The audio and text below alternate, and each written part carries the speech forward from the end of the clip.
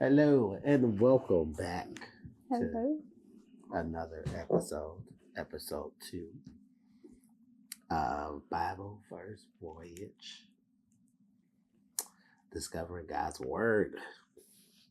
So the first episode, I went through some information. I'm not really gonna go through it today again. Or you think I should go through it again? I thought there were a couple slides you would go through. Maybe not all of them. Right. Okay. So last episode we went through one side with with that go through. So basically how we're going to go about going through today or studying the Bible every time we go through the Bible is picking a translation. For us it's the Christian Standard Version, formerly known as the Roman Christian Standard Version. Then you want to pick a time, a place to study. And then as you go through the Bible, you want to read it slow. You want to ask questions. The questions we will be asking is there a sin to avoid? Is there a promise to proclaim? Is there an example to follow? A commandment to obey? And something to know about God? So all of those questions might not be answered, which is okay. And then some of them is on the flip side. It's a promise that you might not want to claim, but it's, a promise you will have to, accept anyway. Or a commandment you will have to accept whether you want to or not. And then you want to understand the context. So most of that will come into place more as you start a new book. Sometimes some Bibles will then, have something before each chapter, basically explain what that chapter is about. So basically, for that, you want to know who wrote it, to whom it was written, and then what is its purpose. So we're in the book of Genesis. So the purpose of the book of Genesis is just to give you basically the genealogy of how the world started and how, as mankind, we got into the situation we find ourselves in today. So, yeah. And then, before you start reading, you want to, pray, ask God to speak to you, and then ask Him to show you, how that word can apply to your life nowadays. Yeah. So we will be starting at what, 5? Chapter 5? Or did we read chapter 5? I think we're starting at 6. We're starting at 6. Oh, okay, because we read up We to read through 5. up to 5. All right. So basically, we're going to read 5 chapters. The book of Genesis has 50 chapters. So we're then going to evenly divide those within 5s. So yeah. So chapter 6, Genesis chapter 6, verse 1. Sons of God and daughters. Prayer. Mistake. Yeah. And then we'll also pray before we dive in. Do you want to take it this time? Or? Sure. Dear Heavenly Father, thank you for allowing us to be able to come before you and read your word. May we display and present the message that you want us to present. May we understand and help others to understand. In Jesus' name I pray, amen. Amen. All right, let's dive in. When mankind began to multiply on the earth, and daughters were born to them, the sons of God saw that the daughters of mankind were beautiful, and they took any they chose as wives for themselves. And the Lord said, My spirit will not remain with mankind forever, because they are corrupt. Their days will be 120 years. The Nephilim were on the earth both in those days and afterward, when the sons of God came to the daughters of mankind who bore children to them. They were the powerful men of old, the famous men. When the Lord saw that the human wickedness was widespread on the earth, and that every inclination of the human mind was nothing but evil all the time, the Lord regretted that he had made man on the earth, and he was deeply grieved. Then the Lord said, I will wipe mankind, whom I created, off the face of the earth, together with the animals, creatures that crawl, and birds of the sky, for I regret that I made them. Noah, however, found favor with the Lord. These are the family records of Noah. Noah was a righteous man, blameless among his contemporaries. Noah walked with God, and Noah fathered 3 sons, Shem, Ham, and Japheth. Now the earth was corrupt in God's sight, and the earth was filled with wickedness. God saw how corrupt the earth was, for every creature had corrupted its way on the earth. Then God said to Noah, I have decided to put an end to every creature, for the earth is filled with wickedness because of them. Therefore I am going to destroy them along with the earth. Make yourself an ark of gopher wood. Make rooms in the ark, and cover it with pitch inside and outside. This is how you are to make it. The ark will be 450 feet long, 75 feet wide, and 45 feet high. You are to make a roof, finishing the sides of the ark to within 18 inches of the roof. You are to put a door in the side of the ark. Make it with lower, middle, and upper decks. Understand that I am bringing a flood waters on the earth to destroy every creature under heaven with the breath of life in it. Everything on earth will perish, but I will establish my covenant with you, and you will enter the ark with your sons, your wife, and your sons' wives. You are also to bring into the ark 2 of all the living creatures, male and female, to keep them alive with you. 2 of everything, from the birds according to their kinds, from the livestock according to their kinds, and from the animals that crawl on the ground according to their kinds, will come to you so that you can keep them alive. Take with you every kind of flood that is eaten, every kind of food that is eaten. Gather it as food for you and for them.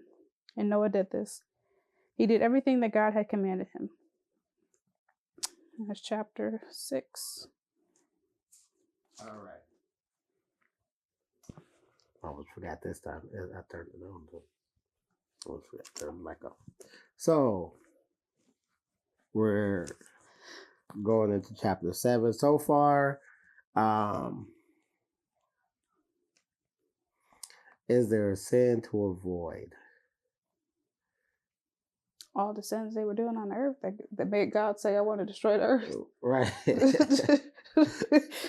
Which other than, the angels, having sex with the earthly women, they don't really mention what they was doing, but I'm assuming they had to be wilding. Oh, for sure. Had to be. They had to be wilding. Yeah. He regretted that he made the earth. They had to be wilding. They had to be wilding. And what was they doing, bro? It's crazy. We want to know.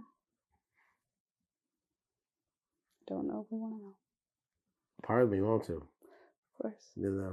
Because, in the further chapters, when you get to the line of David, they was like, what I'm saying, something at one point they was like, y'all doing worse than anybody has ever done. I gotta, so does that mean they was doing worse than what this generation was doing? Because this one they was supposed to be murdered. Well, they did, but what was y'all doing? And then is there a promise to claim, on which there's no promise yet? An example to follow would be Noah, because if it wasn't for Noah, he would have started. He would have hit that reset button. If it was not for Noah finding favor in God's eyes. And I kind of feel like the promise is that he's going to keep him alive, going to keep him and his family Right. alive. He's not going to kill him. I promise that you and your family line will be okay. You will survive. Yeah, if you build this boat, you Right. better build this boat. Bro. Do what I said. I need you to build this boat. That's the only way. Is there a command to obey other than obeying God? I think the specifics of the boat, like, God said, make the boat this high, this wide, right, this long. which is a pretty huge boat. Mm-hmm. Which is a pretty big boat. Because what if Noah didn't? What if Noah made it shorter than what God told him to make it? Right. They would have been uncomfortable. What God said. And then is there something to know about God? He's merciful, is what I would say. He spared Noah because Noah was righteous, and he spared Noah's family. Yeah, he is a just God. He punishes people who need to be punished. I feel like nowadays we feel, that it may not be up to our standards. Like, they're not getting punished, or they're not punished enough. But who says they're not punished enough? Well, these people, they were. But, yeah, they are ultimate punishment, But, you look at the world now and you see, all the wickedness that's in the world,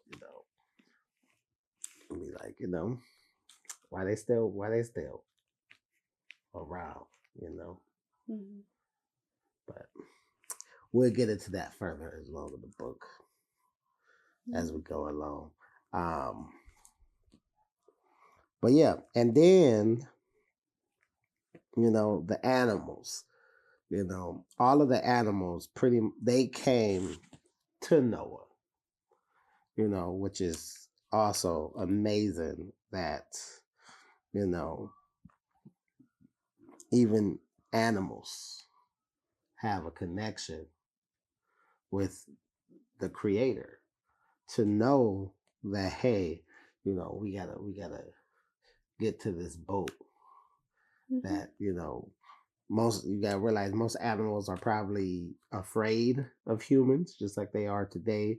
Mm-hmm. Most humans are afraid of some animals. You got certain animals rolling up on you. That's the last place you want to be, is on a boat with them. But they are heard from God, just like Noah heard from God, and they all had their assignments to complete in order for survival, which is pretty cool. Mm-hmm. So let's enter the ark. Chapter 7. Then the Lord said to Noah, "Enter the ark, you and all your household, for I have seen that you alone are righteous before me in this generation. You are to take with you 7 pairs, a male and its female, of all the clean animals, and 2 of the animals that are not clean, a male and its female. And 7 pairs, male and female, of the birds of the sky, in order to keep offspring alive throughout the earth. 7 days from now I will make it rain on the earth, 40 days and 40 nights, and every living thing I have made I will wipe off the face of the earth." And Noah did everything that the Lord commanded him.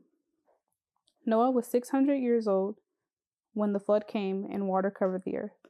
So Noah, his sons, his wife, and his sons' wives entered the ark because of the flood waters. From the animals that are clean, and from the animals that are not clean, and from the birds and every creature that crawls on the ground, 2 of each, male and female, came to Noah and entered the ark, just as God had commanded him. 7 days later, the flood waters came on the earth. In the 600th year of Noah's life, in the 2nd month, on the 17th day of the month, on that day, all the sources of the vast watery depths burst open. The floodgates of the sky were open, and the rain fell on the earth 40 days and 40 nights. On that same day, Noah and his 3 sons, Shem, Ham, and Japheth, entered the ark, along with Noah's wives and his 3 sons' wives. They entered it all with all the wildlife according to all their kinds, all livestock according to their kinds, all the creatures that crawl on the earth according to their kinds, every flying creature, all the birds, and every winged creature according to their kinds. 2 of every bird and 2 of every creature that has the breath of life in it came to Noah and entered the ark. Those that entered, male and female, of every creature, entered just as God had commanded him. Then the Lord shut him in. The flood continued for 40 days on the earth. The water increased and lifted up the ark so that it rose above the earth.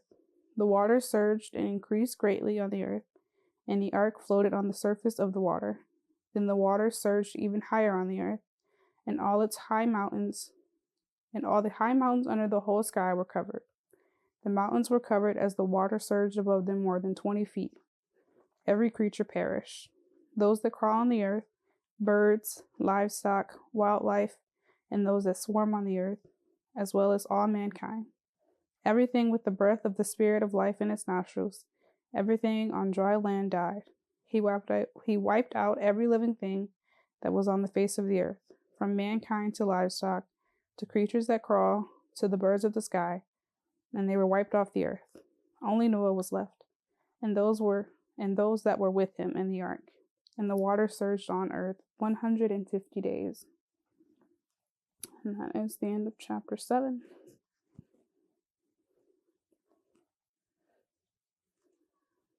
Any of the questions?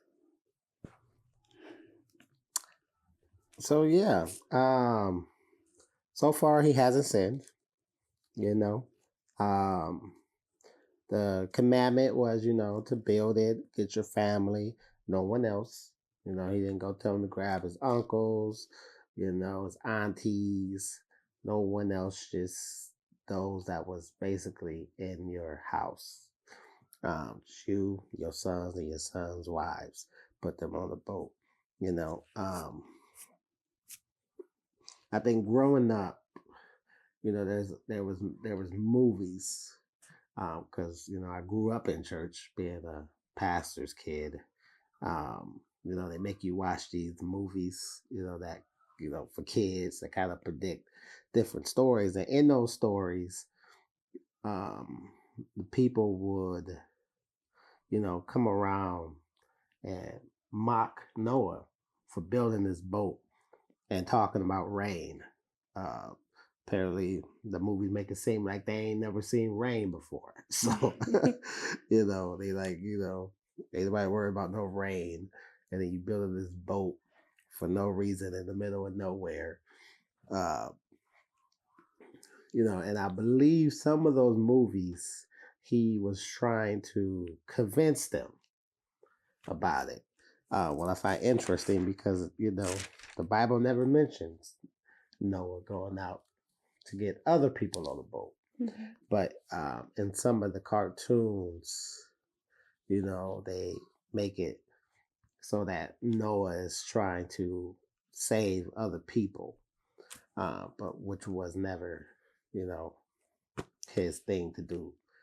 God didn't want no one else saved other than Noah and his family, So, you gotta be careful on which, you let kids watch, But I feel like they try to soften it a little bit, because they're kids, so they don't want to just put the whole just truth right there in front of a little kid, and it's like, trying to explain things to kids or whatever. So I guess they try to make it in a way that they can kind of understand, and then as they get older, just kind of, redirect the story to something that they can digest a little better, I'm guessing. Mm-hmm. I think. So yeah. That's all for our questions. I think so. Okay. Chapter 8. God remembered Noah, as well as all the wildlife and all the livestock that were with him in the ark. God caused the wind to pass over the earth, and the water began to subside. The sources of the watery depths and the floodgates of the sky were closed, and the rain from the sky stopped. The water steadily receded from the earth, and by the end of 150 days, the water had decreased significantly. The ark came to rest in the 7th month, on the 17th day of the month, on the mountains of Ararat. The water continued to recede until the 10th month. In the 10th month, on the first day of the month, tops of the mountains were visible. After 40 days, Noah opened the windows of the ark that he had made, and he sent out a raven. It went back and forth until the water had dried up from the earth. Then he sent out a dove to see whether the water on the earth's surface had gone down. But the dove found no resting place for its foot. It returned to him in the ark, because water covered the surface of the whole earth. He reached out and brought it into the ark to himself. So Noah waited 7 more days and sent out the dove from the ark again. When the dove came back to him at evening, there was a plucked olive leaf in its beak. So Noah knew that the water on the earth's surface had gone down. After he had waited another 7 days, he sent out the dove, but it did not return to him again. In the 601st year, in the first month of the first day of the month, the water had covered the earth. The water that had covered the earth was dried up. Then Noah removed the ark's cover and saw that the surface of the ground was drying. By the 27th day of the second month, the earth was dry. Then God spoke to Noah, "Come out of the ark, you, your wife, your sons, and your sons' wives with you. Bring out all the living creatures that are with you, birds, livestock, those that crawl on the earth, and they will spread over the earth and be fruitful and multiply on the earth." So Noah, along with his sons, his wife, and his sons' wives, came out. All the animals, all the creatures that crawl, and all the flying creatures, everything that moves on the earth, came out of the ark by their families.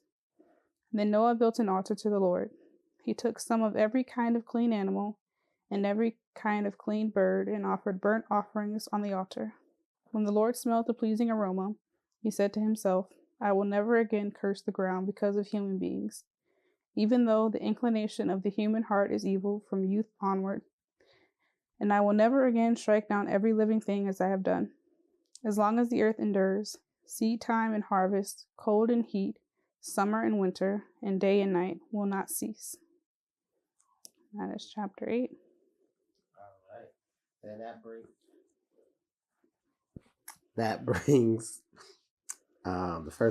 the second question: is there a promise to be claimed? And that is that God will never flood the earth again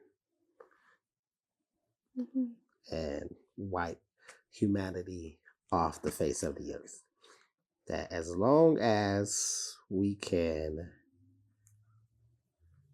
endure, the earth shall still go, which is very important because there are tsunamis, there are floods, there are forest fires, there are many things that come up against different parts of the earth that that can be deadly, and there many people have lost their lives. But as long as the human body collectively can endure, the earth will still go on.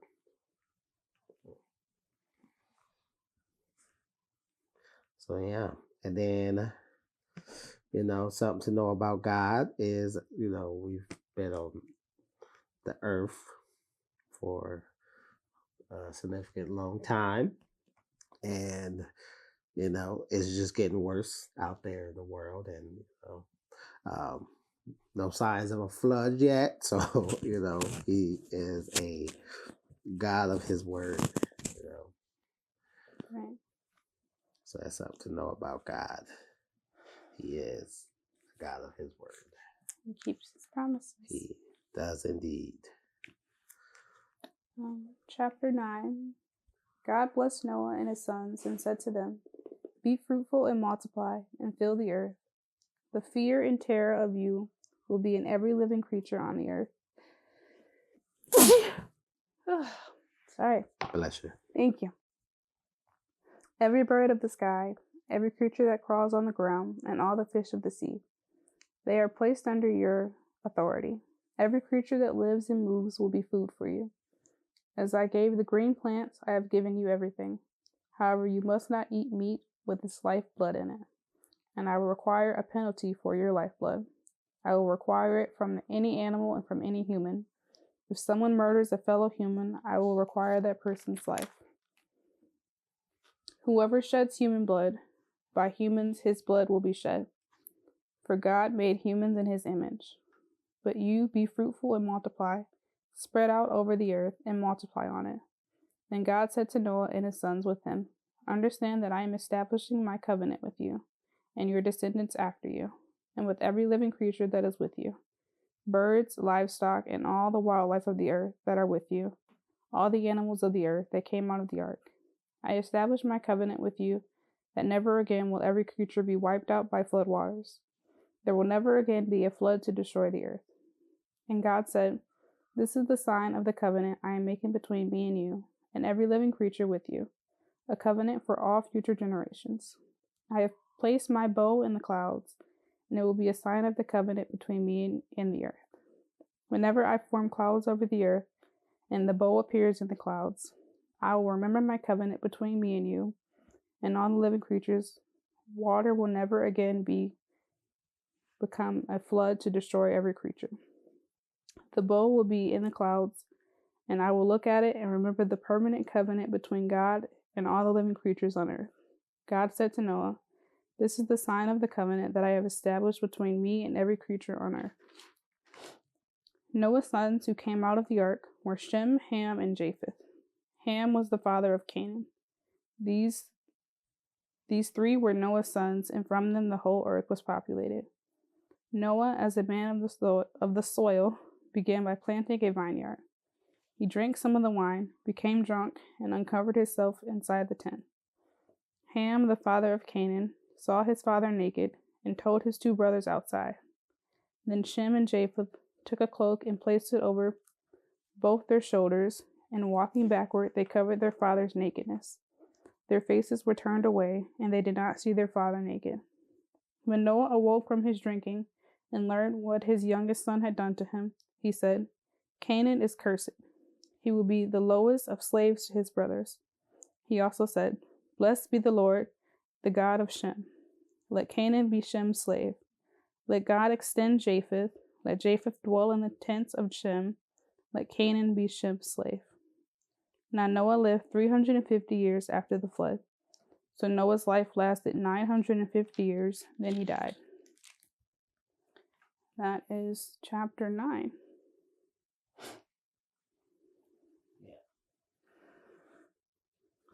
So, the sign, which would be the rainbow,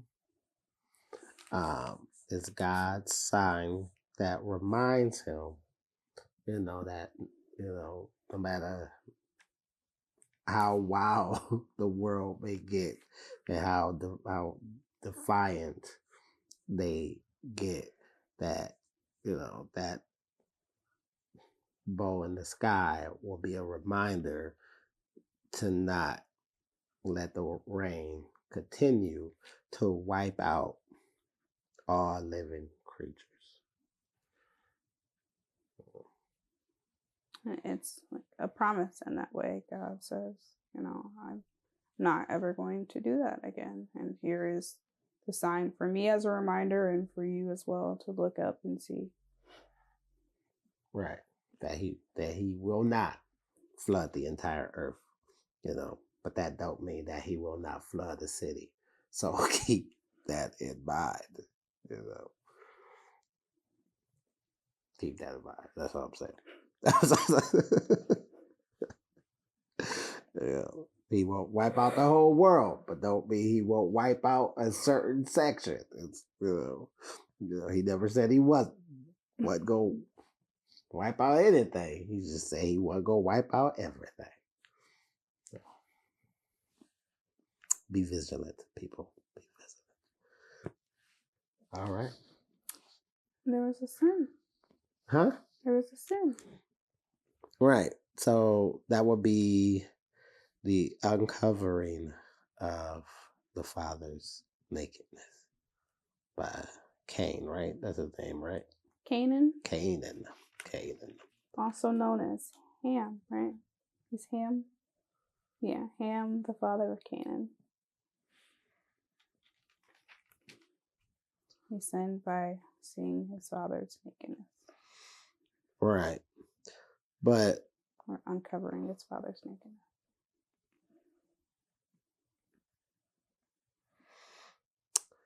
So Noah's sons are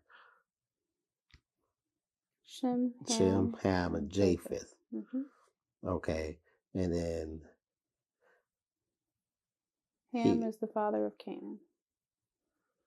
Right. So then we go down. Well, Japheth saw his father naked and told his two brothers. Then Shem and Japheth took the cloak and placed over both of their shoulders, and walking backwards, they covered their father's nakedness.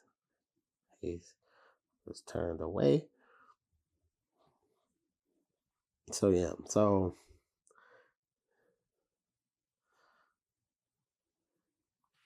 I guess we will have to figure out. So if they're talking about Noah, right? Because, they said that Shem and Japheth came to cover up their father, which would be Noah, but that's not his. I think that's just a name for him, another name for him, another title. Because I think he went on to later father. He originated the Canaanite people. So he's the father of the Canaanites, I think is what they're saying.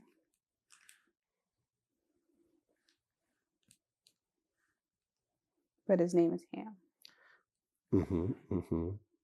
We're going to circle back around. We just go to 10 and we go circle back around. I think 10 is going to clear it up a little bit for you. So the table of nations. These are the family records of Noah's sons, Shem, Ham, and Japheth. They also had sons after the flood. Okay. Japheth's sons, Gomer, Magog, Madai, Javan, Tubal, Meshech, and Tyrus. Gomer's sons, Ashkenaz, Riphath, and Togarmah. And Javan's sons, Elisha, Tarshish, Kittim, Dodanim. From these descendants, the people of the coast and islands spread out into their lands according to their clans, and their nations according with its own language. Ham's sons, Cush, Mizraim, Put, and Canaan. Cush's sons, Seba, Havilah, Sabta, Raamah, and Sapteca, and Raamah's sons, Sheba and Dedan. Cush fathered Nimrod, who began to be powerful in the land. He was a powerful hunter in the sight of the Lord. That is why it is said, like Nimrod, a powerful hunter in the sight of the Lord. His kingdom started with Babylon, Erech, and Akkad, and Calneh, and the land of Shinar. From that land, he went to Assyria and built Nineveh, Rehobothar, Calah, and Rezin, between Nineveh and the great city Calah. Mizraim fathered the people of Lud, Anam, Lahab, Naphtah, Pathrus, Kazlah. The Philistines came from them, and Caphtor. Canaan fathered Sidon, his firstborn, and Heth, as well as the Jebusites, the Amorites, the Girgashites, the Hivites, the Arkites, the Sinites, and the Arvadites, the Zemarites, and the Hamatharites. Afterward, the Canaanite clans scattered. The Canaanite border went from Sidon toward Gerar as far as Gaza, and going toward Sodom, Gomorrah, Admah, and Zeboim as far as Lasha. These are the These are Ham's sons by their clans, according to their languages and their lands and their nations. And Shem, Japheth's older brother, also had sons. Shem was the father of all the sons of Eber. Shem's sons were Elam, Asher, Arpachshed, Lud, and Aram. Aram's sons, Uz, Hul, Gether, and Mash. Arpachshed fathered Shelah, and Shelah fathered Eber. Eber had 2 sons. One was named Peleg, for during his days the earth was divided. His brother was Joktan, and Joktan fathered Almadad, Shaleth, Hazarmaveth, Jerah, Hadaram, Uzel, Diklo, Obal, Abimael, Sheba, Ophir, Havilah, and Jobab. All these were Joktan's sons. Their settlements extended from Mesha to Sephir, the eastern hill country. These are Shem's sons by their clans, according to their languages and their lands and their nations. These are the clans of Noah's sons, according to their family records and their nations. The nations on earth spread out from these after the flood. Man, those names. Crazy names, bro. They get me every time. I've been trying so hard. I got these little tiny pronunciations in here trying to say them right, and I'm sure I'm still messing them up, and I'm sorry. I'm trying. Crazy names. All right. So in my footnotes, okay, because I have a study Bible, so they give me some footnotes for better understanding, right? Mm-hmm. So to circle back around, okay. Mm-hmm.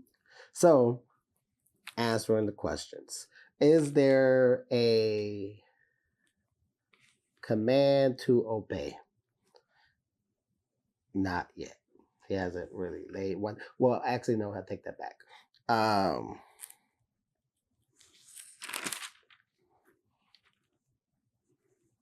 Because he was talking about basically having dominion over our creatures, but I don't know if the previous chapter. I don't know if I want to put that in. That's not really a command. I think it's more of a promise. Right? Mm-hmm. I'm trying to figure out when did that end, because you scared of snakes, Yeah. He said that. He said that we was gonna fear them, and they was gonna bite our heel. We was gonna stomp their heads. When I was a kid, I hated grasshoppers. Swear these things ended. I mean, he still gives us dominion over them. I just have a worldly fear of snakes because I fear them. That's not up to God. That's because of me. I fear worms, and they're way smaller than I am. But I also feel like if I was to confront a lion, I wonder if he'd listen to me. I don't think better have if God by your side. Yeah. That's the only way he will listen to you. I don't think it's gonna work. I think I'm gonna be like Peter when he asked to walk on water with God, and I realized, hold on, this is a lion, and then I'm gonna be scared. So to circle back around, and which then answers question number 1: is there a sin to avoid? So according to my footnotes here, but same like we pray, we want to pray for understanding and for God to reveal things to us. So if you can take the footnote by face value, or you can read the footnote and then get better understanding by praying and allowing God to then answer if this footnote is, that's what went down. You got footnotes? I have little notes that say, Egypt and all of them, Canaan, fathered. All right. So according to my footnote, the Hebrew word for nakedness would be basically a immoral act, or basically doing something from an immoral behavior, shameful nakedness, like perversion, right? Mm-hmm. Which also can be used for sex. When we get further in the Bible, it tells you, don't don't have sex with your cousin, because that's so and so's nakedness. Yeah, don't reveal your aunt's nakedness. Right. Yeah. Okay. Yeah. So the scholars believe that the statement that Ham was the father of, what's his name? Canaan. Canaan. Canaan. And the fact that Noah then cursed him would be because they believe that he did something in a immoral behavior towards his grandfather while he was intoxicated. And then his father, which would be Ham, did not teach him and basically allowed him to do these acts. So I guess he didn't guide him in the way that he should have been geared growing up to have his, a godly character.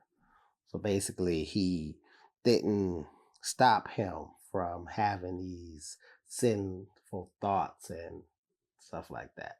So then the blame then goes to Ham, because he is then the father of the son who did the impure act to his grandfather. According to this, I've also seen a video that explains it in a sense that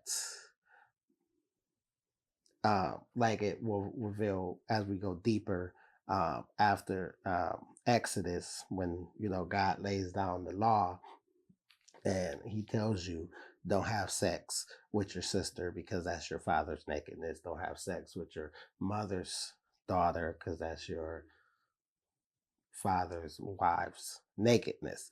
If you take it from that aspect, then it would be that it wasn't against Noah, but against Noah's wife, which would then be Canaan's grandmother.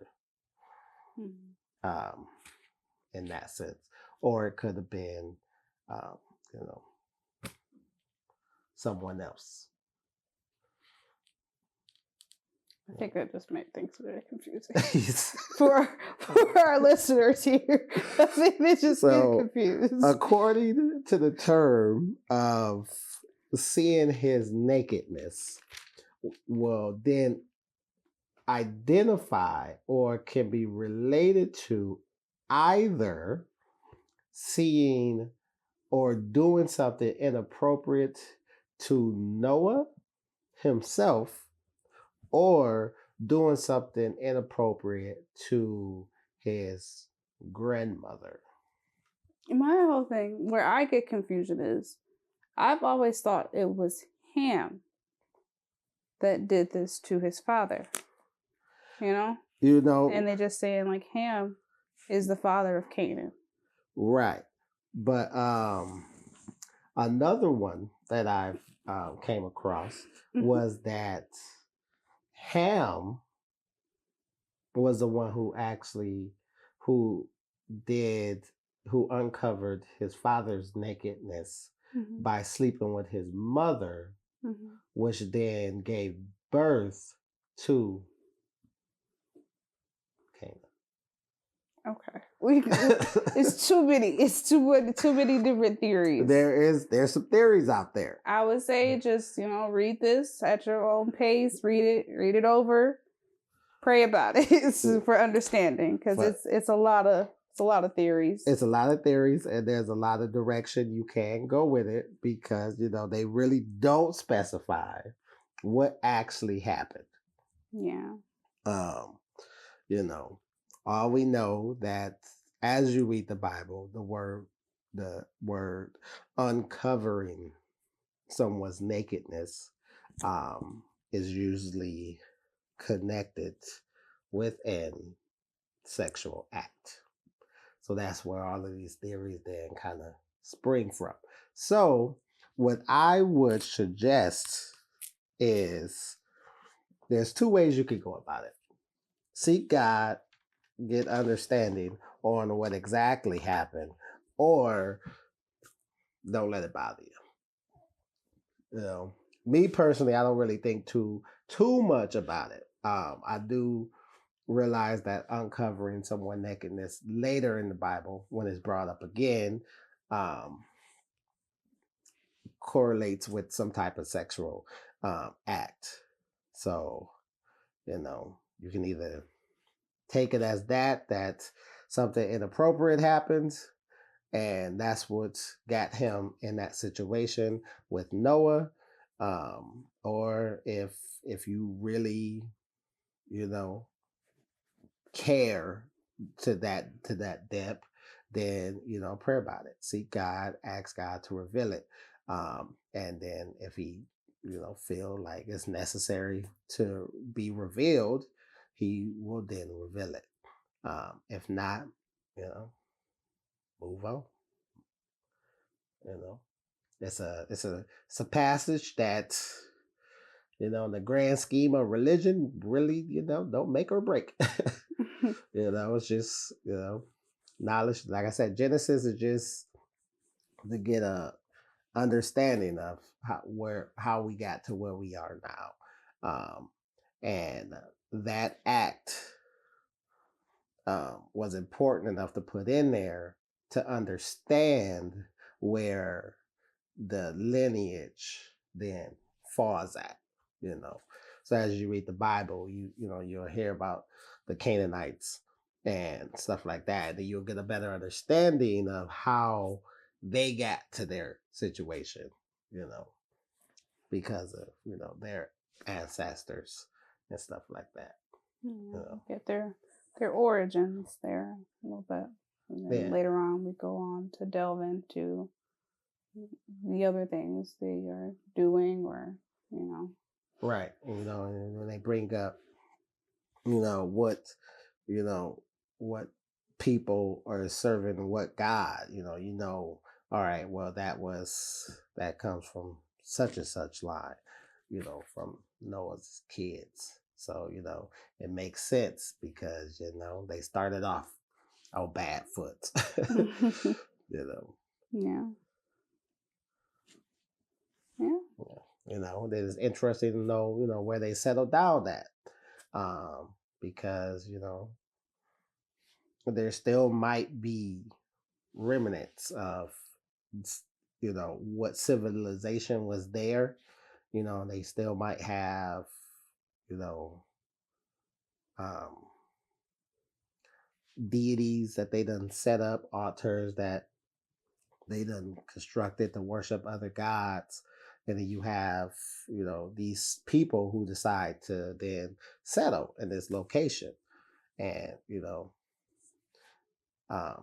I think they went through the original before the flood, and their little bloodline of where they settled down at. So, kind of piece things together. They might have had all intentions to serve God, but then they settled in a place that still had all these wickedness attached to it, and then they didn't remove it. So, later in the book, that kind of helps you understand how they got where they got. Yeah. Next session will be the Tower of Babylon. That's where we will start, chapter 11, and all the things that come with that. Yeah, it's an interesting chapter, Tower of Babel. But yeah, so thank y'all for tuning in again, and we will see y'all episode number 3. Thank you.